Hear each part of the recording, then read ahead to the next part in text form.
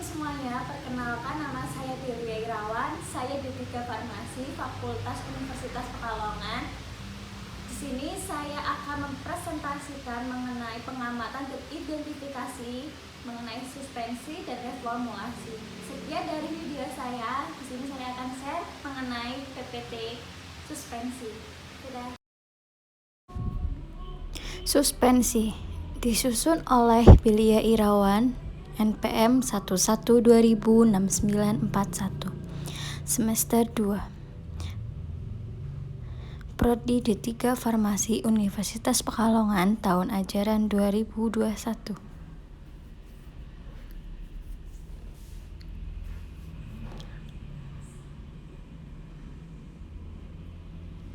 Apa itu suspensi? Suspensi adalah suatu bentuk sediaan yang mengandung bahan obat padat dalam bentuk halus dan tidak larut, terdispersi dalam cairan pembawa dan merupakan sistem heterogen yang terdiri dari dua fase. Fase kontinu atau fase luar umumnya merupakan cairan atau semi padat, dan fase terdispersi atau fase dalam terbuat dari partikel-partikel kecil yang pada dasarnya tidak larut. Dengan kata lain, suspensi merupakan campuran yang masih dapat dibedakan antara pelarut, berdispersi, dan zat yang dilarutkan. Terdispersi sendiri tetapi terdispersi seluruhnya dalam fase kontinu.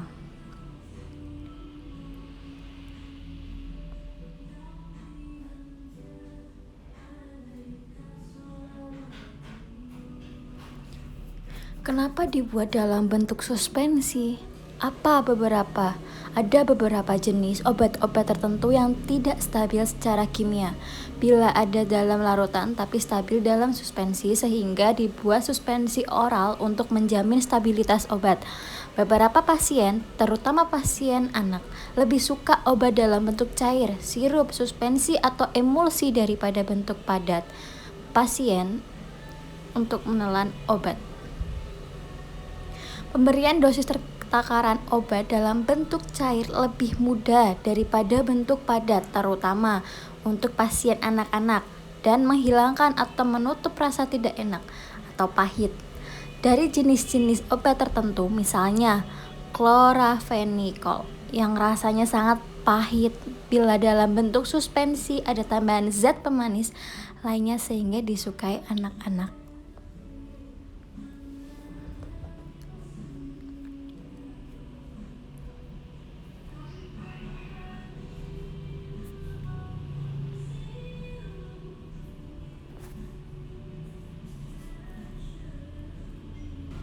Proses pembuatan suspensi secara umum. Metode dispersi. Metode pembuatan suspensi dengan cara menambahkan serbuk bahan obat ke dalam mucilago yang terbentuk kemudian diencerkan.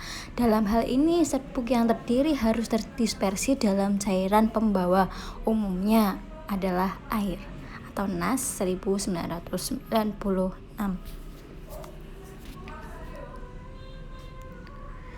Cara pembuatan sediaan suspensi flow chart.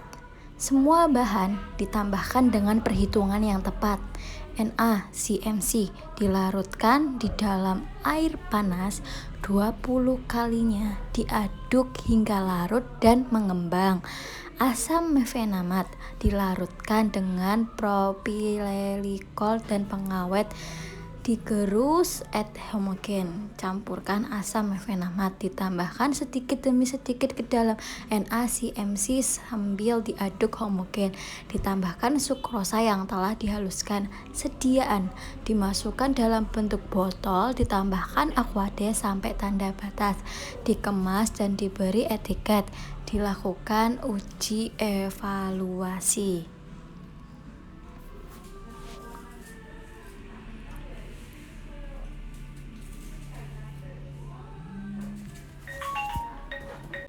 Campuran asam mefenamat ditambahkan sedikit demi sedikit ke dalam NaCmC sambil diaduk homogen. Ditambahkan sukrosa yang telah dihaluskan. Sediaan dimasukkan dalam botol, ditambahkan aquade sampai tanda batas, dikemas dan diberi etiket. Dilakukan uji evaluasi. Parameter dalam pembuatan suspensi. Volume sedimentasi diamati dari hari pertama sampai beberapa waktu. Suspensi tersebut diukur tinggi sedimen akhir atau HU dan tinggi suspensi awal HU. Volume sedimentasi merupakan perbandingan antara tinggi sedimen akhir dengan tinggi suspensi awal. Viskositas ditetapkan dengan viskosimeter elektrik pada suhu 20 derajat Celcius. Viskositas yang sesuai menghasilkan sediaan.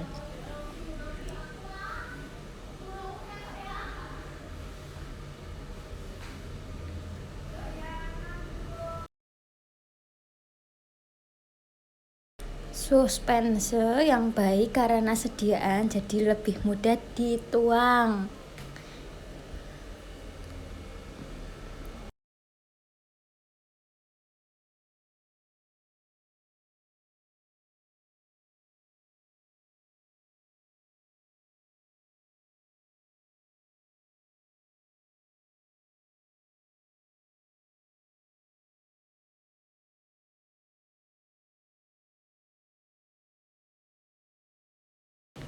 Kemudahan dituang. Suspensi dituang dari botol dengan kemiringan kurang lebih 450. Waktu yang diperlukan untuk mencapai volume tertentu dicatat. Waktu yang digambarkan saat penuangan suspense juga akan menggambarkan nilai viskositas suspensi tersebut. Ukuran partikel ditentukan secara mikroskopis. Ukuran partikel juga menentukan sistem suspensi pada suatu sediaan. Redispersibilitas suspensi yang telah disimpan dikocok dengan kecepatan tertentu menggunakan alat pengocok. Waktu yang diperlukan untuk terdispersi kembali dicatat. Kestabilitas fisik dari suspensi sendiri bisa didefinisikan sebagai keadaan di mana partikel tidak mengumpal dan tetap terdistribusi merata di seluruh sistem dispersi. Karena keadaan yang ideal jarang menjadi kenyataan, maka perlu untuk menambah pernyataan bahwa jika partikel-partikel tersebut mengendap, maka partikel-partikel tersebut harus dengan mudah disuspensi dengan sedikit pengocokan saja. Martin et al. 1993. Evaluasi pembuatan sediaan suspensi. Uji pemerian untuk mengetahui sifat fisik dan kimia suatu bahan digunakan membantu pemeriksaan pendahuluan dalam pengujian. Pemeriksaan bobot jenis. Tujuan membandingkan bobot jenis sediaan akhir dengan BJ suspensi secara teoritis. Pemeriksaan pH. Tujuannya mengetahui kadar pH sediaan akhir dan membandingkan pH secara teoritis.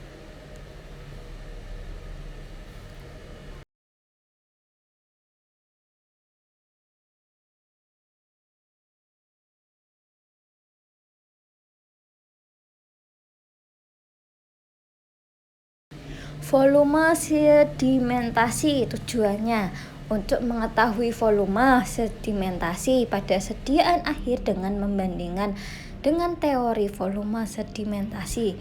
Pemeriksaan viskositas. Tujuannya mengetahui kekentalan serta sifat alir dari sediaan akhir suspensi. Redispersi. Tujuannya untuk membantu menemukan volume.